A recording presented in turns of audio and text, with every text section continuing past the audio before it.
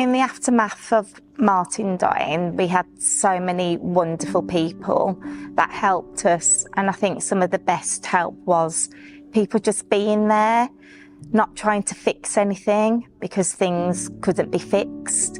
We had people dropping meals round, people just sitting and witnessing and being comfortable with our tears. I just think, you know, it's just really important to acknowledge the person that has gone. So it was always lovely when people had a new photo I hadn't seen or would share a story about Martin, because it just acknowledged how important he was in the world and he meant a lot to people. And yeah, I think those are the really helpful things. Well, we were very, very lucky that we came to a group called RoadPeace. And at RoadPeace, it's been a family to us. And once there, we could be ourselves, really. What we couldn't be around other people, we could be ourselves again. And we were told that there is no time limit for grief. You know, that we could still have bad days and we could cry, and there was nothing wrong with that. And we were supported through the bad times, as well as we could enjoy good times together again. One of the great things that helped me, about 5 months after my dad was killed, I found RoadPeace, and my first meeting, people said, don't expect anything from every aspect, from justice to criminal to sentencing.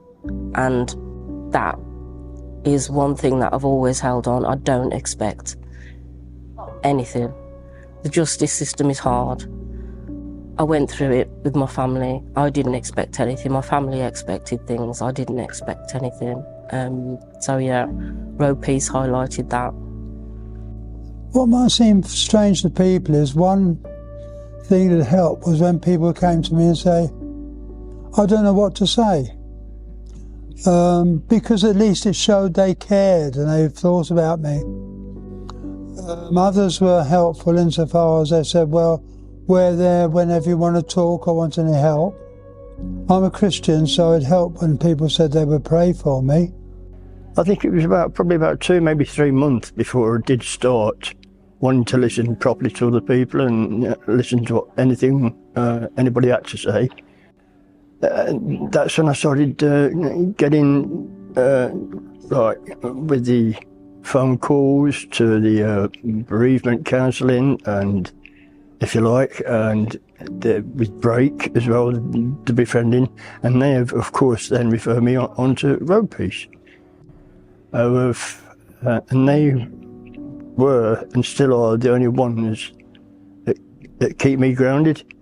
After you've lost somebody in such tragic circumstances, and all of the people who were your friends are now frightened to come towards you, they're frightened to talk to you about the death and what's happened, where all the new people I've met, especially the RoadPeace, where we are one big family, we can talk, we can laugh.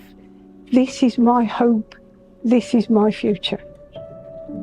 I think family and friends just being there, just sitting beside me really, not pushing me, not having any expectations, just going at my pace really, and being with me where I was at that particular time.